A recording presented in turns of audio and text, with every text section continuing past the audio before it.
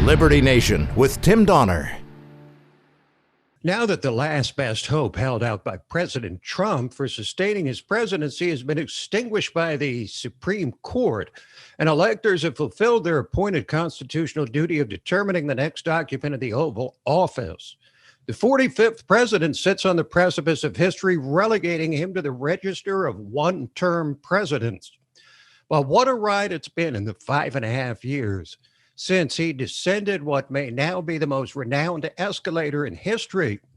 He may have been brought low by forces beyond his control that have now marked him as only the fourth chief executive in the last century to fail in his bid for re-election. But we knew Jimmy Carter and Bush 41, Hoover not so much, and that Donald is no Jimmy, George, or Herbert. From the start, we knew or should have known just how hard the road would be for Donald Trump, lest we forget what he intended to achieve as president of the United States represented arguably the most radical frontal assault on the status quo since Americans took up arms against each other in the war between the states. He would burst onto the scene with a theatrical flourish and be instantly perceived as something entirely different, much more or less than all the politicians we'd seen for time immemorial. He'd be willing to forsake an enviable life of wealth, fame, and power in exchange for the poisonous slings and arrows of the hordes of careerists, top to bottom, disconcerted and threatened to the core by his presence. He would present as the one man who could take on and effect genuine reform by the force of his will. And he would be forced to do so while laboring under the burden of a ubiquitous and deranged alliance of enemies which no man could seem to bear, while placing the weight of altering the trajectory of the nation and the world squarely on his own broad shoulders. He would come to Washington alone, bereft of institutional support, pledging to throw out old practices and policies. He would do so for the sake of exposing and challenging that which had forever been off limits. He would call out the corruption long preserved, protected, and defended by an encrusted and discredited political and media syndicate. The swampocrats would no longer be comfortable in their distance from and unaccountability to the people they purportedly serve. As enemies throughout the syndicate committed to his destruction from day one, he would do just as he did in the campaign preceding his shock election, go over their heads and appeal straight to the heart of the millions who had all but given up on politics. Shortly after his election, he would swiftly set the tone for draining the swamp by publicly disputing the price of the new Air Force One negotiated by the politicians and soon inducing a substantial discount. It signaled that the new boss would not resemble any of the old bosses. He'd send the unambiguous signal that America was open for business as never before. And it would hardly be the only time he would scold the career politicians and apparatchiks, allowing this country to be ripped off from adversaries like China to friends like NATO, while bowing to an agenda tailored not for America, but the globe. He would be one man against the world, the figurative equivalent of that lone soul standing in the path of the tank at Tiananmen Square. With his near quixotic quest to return America to a lost greatness, he would simultaneously define his enemies in a fashion reserved only for a person not deriving his power from the very trough at which the careerists feed. He would expose our supposed betters as the very insidious, odious, and yes, deplorable gang of rogues he had labeled as such from the moment he entered the stage.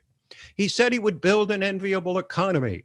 He promised to become the greatest jobs president, to lower taxes, radically reduce regulation, and put a chicken in every pot, and would deliver all of it.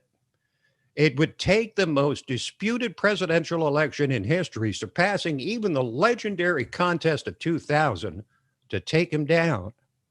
It would take a contest in which every metric that had proven 100% reliable in predicting election results in the past would all, for the first time, and at the same time, be turned on their heads. The certain winner would lose. The generic opponent would be declared the winner. Black is white, white is black. His reported defeat would come to define one of the newest words in the cultural lexicon, gaslighting, a popular formulation for an age-old question. Are you going to believe me or your lying eyes? Surely your eyes deceive you. Those metrics signifying approval of the great bulk of his policies, the extreme voter enthusiasm, the massive rally, spontaneous as they were, stretching all the way to the blue basin of California, would be dismissed as little more than an illusion, merely scattered anecdotal evidence. Massive vote dumps in the middle of the night in key states and a mile-high pile of sworn allegations and testimony across the land on election fraud would be dismissed with the back of the hand. His media-defined persona and a virus from a bat would be blamed for his inevitable defeat. In the words of the songwriter, he fought the law and the law won. He would be vanquished, but not into the mist of history. Whether Trump's populist genie can be shoved back in the moldy bottle or the toothpaste squeezed back into the stale institutional tube is now for others to decide. But rest assured that the shockwaves of Donald Trump's once-in-a-lifetime run, his one-man crusade to put America first against the darkest of forces and longest of odds, shall continue to be felt long past his departure from the White House.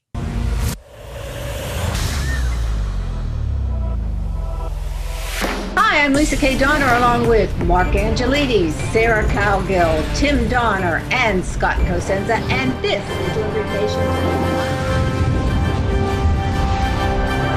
Now let's take a look at the LibertyNation.com electoral leaderboard. It's still 238 for Joe Biden.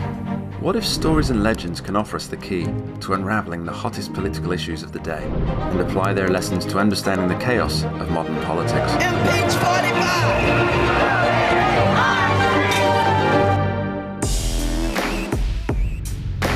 Only where freedom of speech is honored can people who look, sound, or think differently be truly free.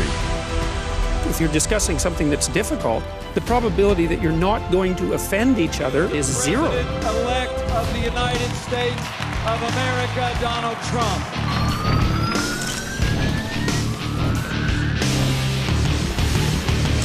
Donald J. Trump is now president. With one click, Liberty Nation delivers tomorrow's news. And remember, liberty. Today. All the time and everywhere. LibertyNation.com